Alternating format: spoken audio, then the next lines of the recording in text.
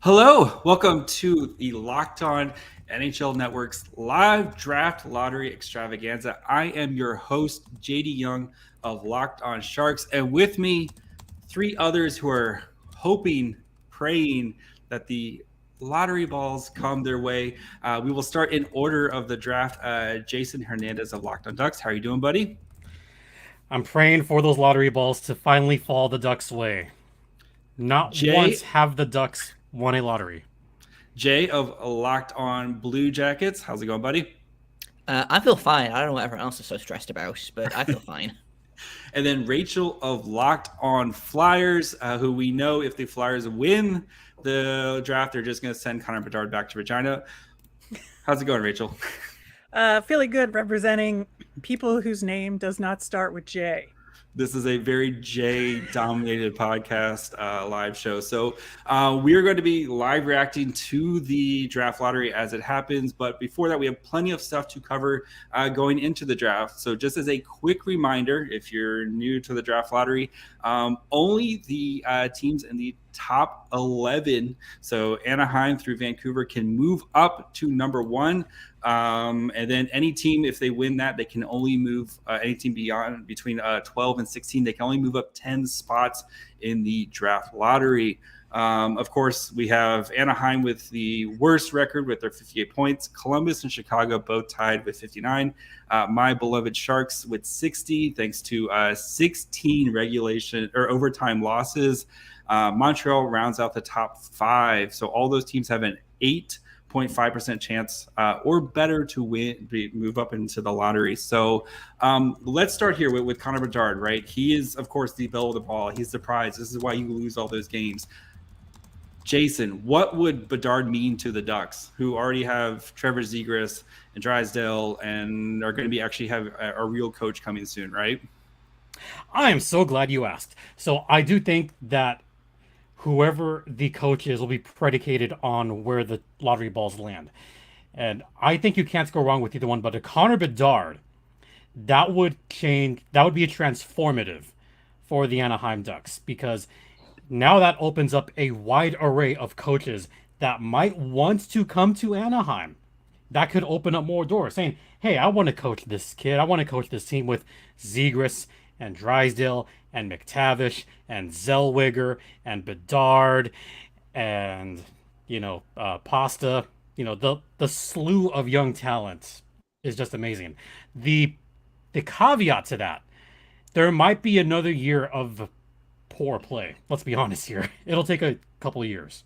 But when it gels, the Ducks, though, that team underachieved, especially with all that talent. So you would think with Bedard, adding Bedard to Zegras and all those other guys, like you should start to be fun and frisky instead of just bottom dwelling team. But the Blue Jackets, who surprise a lot of teams by being an atrocious train wreck of an organizational team on the ice, at least. What would the Blue Jackets? What would it mean for Bedard to team him up with Johnny Gaudreau, who just joined Columbus last offseason? Okay, so first off, I want to say that it was an organizational tire fire on the ice because everyone was broken. Every single player was broken, okay? It's not that the team was bad. They were just dead. There's a difference. Bedard, I think it's a franchise changer. I think a lot of people, myself included, when Gaudreau came to the team last year, were like, this changes the franchise. I think Bedard is yet another step on that. I think you add him to the prospects that they've got. And honestly, it's been a rough couple of years for the Blue Jackets. They've had a lot of very good players turn around and leave for various reasons. And, the Blue Jackets have never won the draft lottery. They've picked first overall once. They've never won the draft lottery. They traded up to get Rick Nash in 2002. Okay. And if there was ever a year for the Blue Jackets to be this injured, it's this one.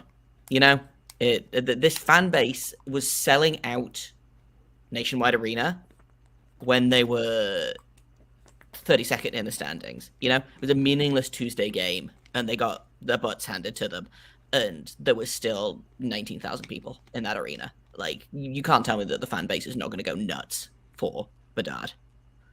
All right, so we've had right now they've released the first 10 picks, and so no order has changed in the first 10 picks. So, of course, Calgary is picking 16th, Nashville is 15th, Pittsburgh is 14th, Buffalo 13th.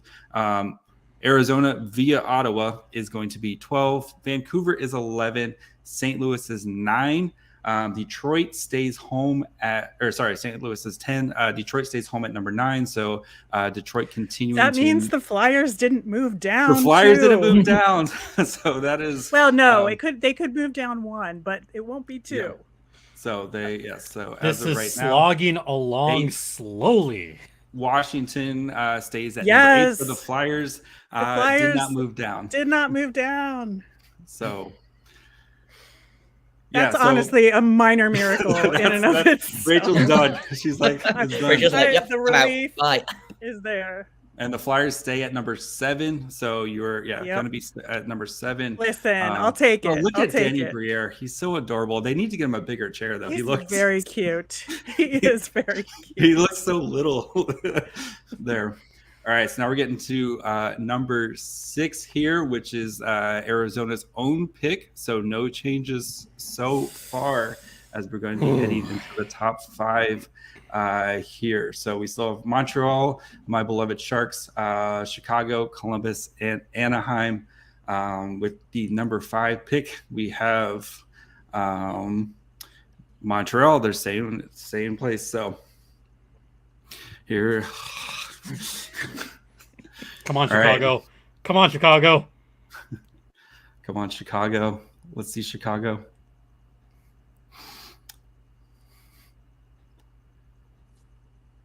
We're all like I know. I'm watching it right now. All right, San Jose is at number 4. So the Sharks stay at number 4. So now we're gonna have a commercial break because of course we're gonna have a commercial break. Gotta drag it out a little bit more. Yep. All right, so it's going to be so we're down to the top 3 picks. Where they're going to a commercial break. So no changes in the top 4. So before we kind of get there, I think though, I mean, the Sharks aren't going to be getting Bedard, but they're still going to be getting an amazing player at this, and we've seen how stacked this draft is going to be. Right, whoever gets number 2, you're going to get Adam Fantilli, right? Would be the number 1 pick in 9 out of 10 drafts. You're seeing Will Smith, who jumped up Bob McKenzie's board up to number 3. You have Leo Carlson, the number 1 prospect out of Sweden. You have Michkov, who's the wild card of this draft, right? Who could go anywhere from 3 to wherever, 3 to 8, I would assume, wherever Washington picks. Like, this draft is insanely deep and insanely talented. So Rachel, as a team who, like me, was not getting Bedard this year, I mean, what are you kind of hoping for out of your pick at number 7? Listen, this draft we know is obviously very forward focused, and we might not see a defenseman pick until 10th, 11th maybe in this draft. And so I just want a quality forward that's going to score a lot of goals and can skate. Like, my needs are small in this world. Yeah, I mean, Alexander ASP Pellikka out of Sweden is my favorite. You have Rickenbacker as well, David Rickenbacker, who looks like he's just an absolute stud as well. But I mean, for the defenseman. But yeah, I mean, if you're getting a Ryan Leonard at 7, who's been part of that American line that just dominated the U18s, I think you're going to be feeling really, really happy about your draft, right? Yeah. All right, so Jay, I'm sorry, I just saw the comment right now. Yeah, we know Erik Karlsson, Norris winning Erik Karlsson, who scored 101 points. Noted Bedard hater. It's all his fault. He won too many games. He scored too many points. Yes.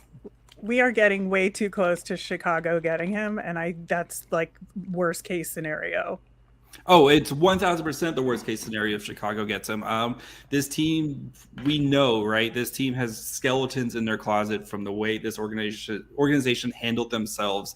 Go back to their previous cup runs, and they do not deserve a prospect, a player like Connor Bedard. They need to pay the price for what they have done, and they have not done that in my eyes. This organization, the Chicago Blackhawks, do not deserve Connor Bedard and what he would bring to the city of Chicago. Fight me. Who is calling you right now? No, you are correct. Oh no. Oh, yeah, that feels correct. Emotionally speaking. So I should really mute my phone, shouldn't I? Yeah, I mean, not the time. So enjoy Will Smith, Jay. Apparently, so maybe we'll see. We'll see.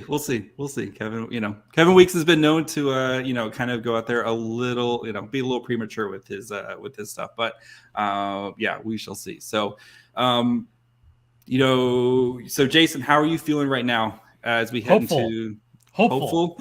Yep. I cannot watch. There's a quote from you. Orange JD, there's a quote from you, by the way. Aim for Bedard, but land among the Fantillis. Yes. I would not. Right. Okay. I think they're back from commercial right now. So number 3.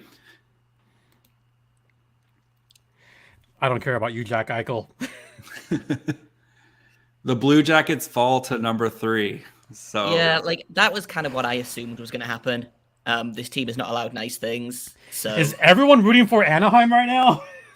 Yes. Yeah, just not Chicago. Even Kings fans are rooting for Anaheim. Yes, I'm seeing that on my feed right now. Kings fans are rooting for the Ducks. This never happens, folks. Chicago does not. If they get him, they don't deserve it. I don't want having to watch Bedard in that stupid orange jersey for the next 15 years is going to be great. So brutal. All right. Here we go. Are you kidding me? Are you kidding me? This is ridiculous. So the Chicago Blackhawks have won the draft lottery. They will, of course, be picking Connor Bedard because, yes, the ping pong balls hate all of us. So the Ducks drop to number 2. Columbus drops to number 3. So, Jason, we'll start with you. Missing out on Bedard, but getting Adam Fantilli, right?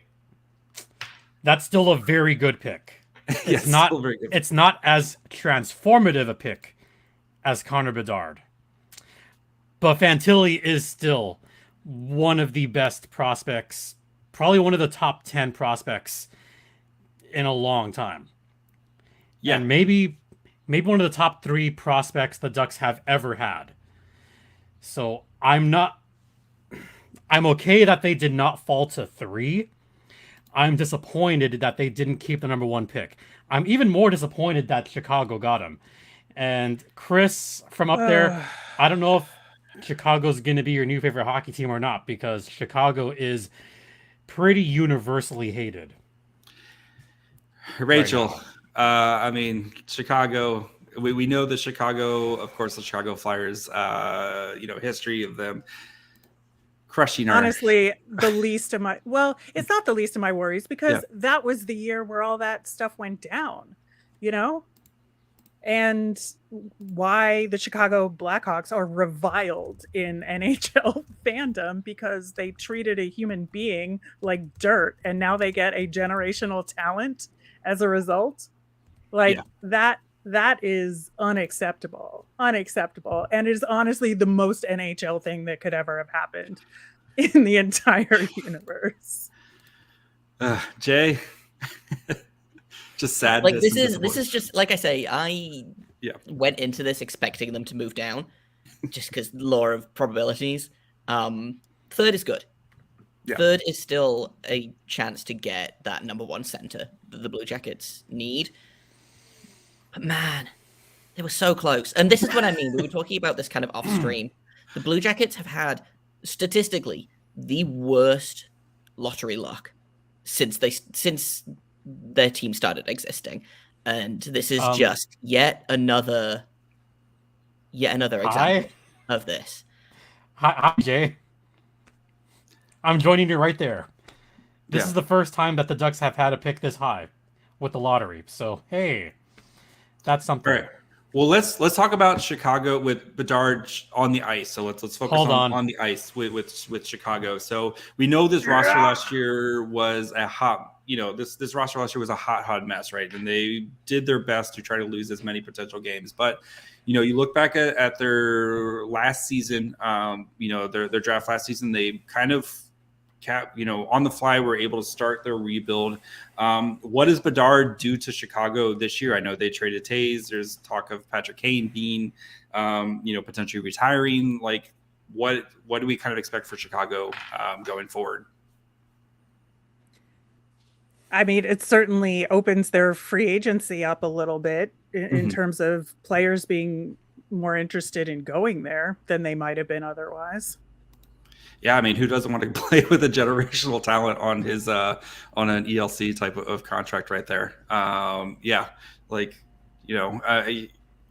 It's tough, right? Because I mean, this team is not going to become a playoff team overnight by adding Bedard, especially with what we saw last year. They have some good pieces. I like Krasinski, who they drafted last year I think he was the 7th overall pick. He was one of my favorite defensemen in last year's class, and I was hoping the Sharks would draft him, but. Krasinski's not playing next year. He's not going to be jumping to the NHL next year. And a lot of these draft picks are still going to take a little bit of time to marinate. So you're hoping Bedard can kind of find his game by the time some of these guys are starting to, find their footing in the NHL. But yeah, I mean, it's a good start for them, right? I mean, whenever you can land a generational talent like Bedard, it's a good start, but I don't expect them to all of a sudden become a fun, frisky playoff team next year. And they'll probably be picking in the top 5 again next year. Very possible. Very, very possible. And as we saw from U18s, there's a couple, 2 or 3 really strong talents in that draft as well. So it could turn into, Kane Taves 2.0. That's exactly what we need. That's how it started, isn't it? They picked Taves 3rd overall. They picked Kane 1st overall the year after that. They got Duncan Keith in the draft in the 2002 draft. They got Brent Seabrook in 2003. Like, sometimes couple of lottery picks, you turn your entire franchise around. I mean, you look at Colorado, right? The same exact thing. They, that this is how good teams are built, is getting these very, very high draft picks, and after horrible seasons, and after a lot of horrible seasons. And again, Jason, you're still getting Adam Fantilli, who would be the first pick in 9 out of 10 drafts. And I'm gonna get this out of the way right now. Curses! Okay. You're still getting Adam Fantilli, who's is considered also a very, very high prospect, elite 1C type of player. Where does he fit in with the Sharks? I mean, with the Ducks, kind of with Zegras and McTavish. You have Zegras, McTavish, and Fantilli down the middle. That is a very, very spicy start. Or power play unit of Zegras, McTavish, Fantilli, Troy Terry, Jamie Drysdale quarterbacking. Now that it's settled in, like, okay, I'm fine. I'm really okay, guys. I'm really okay. You don't need to send me anything, except I'm gonna start downing the alcohol after we finish. Oh.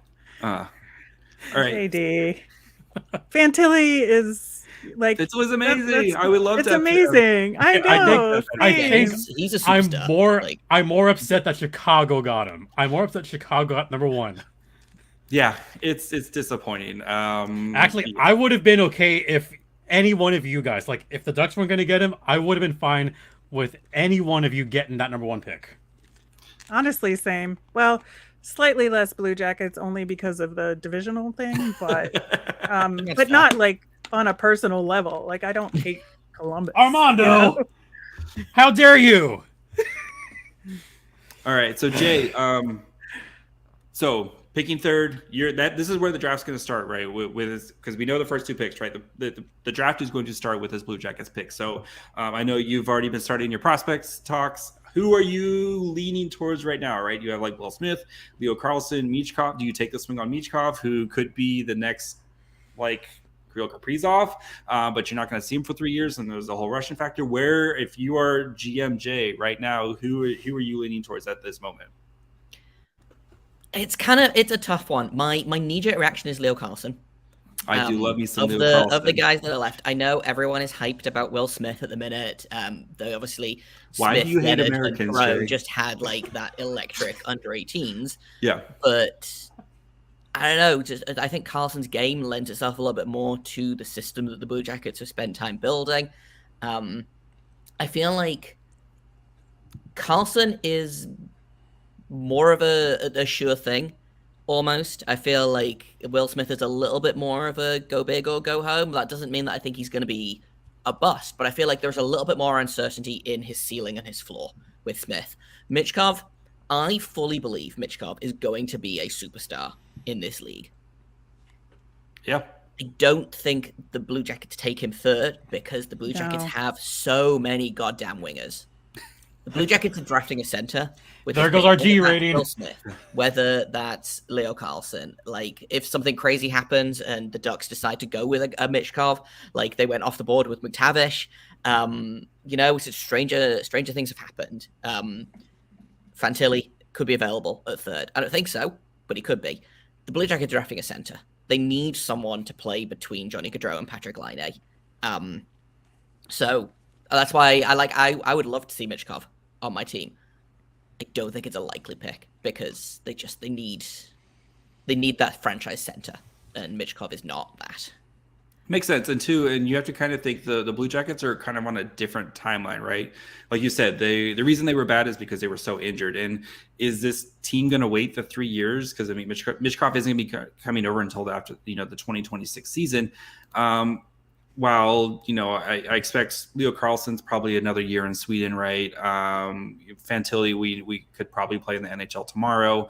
Will Smith is, a year, maybe 2 years at Boston College, depending on how that goes. Like, are they going to kind of try to rush things a little bit, especially when you have Johnny Gaudreau, who you just signed and is 30, and, you're going to start to kind of see at some point that, Father Time remains undefeated. Are they going to try to kind of rush this thing right now, especially with the players that they have on the roster right now? Don't think so, because they've tried to do that a little bit before and it's blown up in their face. I think there is patience with this Blue Jackets team. The thing is, in not last season, the season before, so the 2021-22 season, the Blue Jackets were better than expected. A lot of people were expecting them to be a lottery team last season. They overperformed.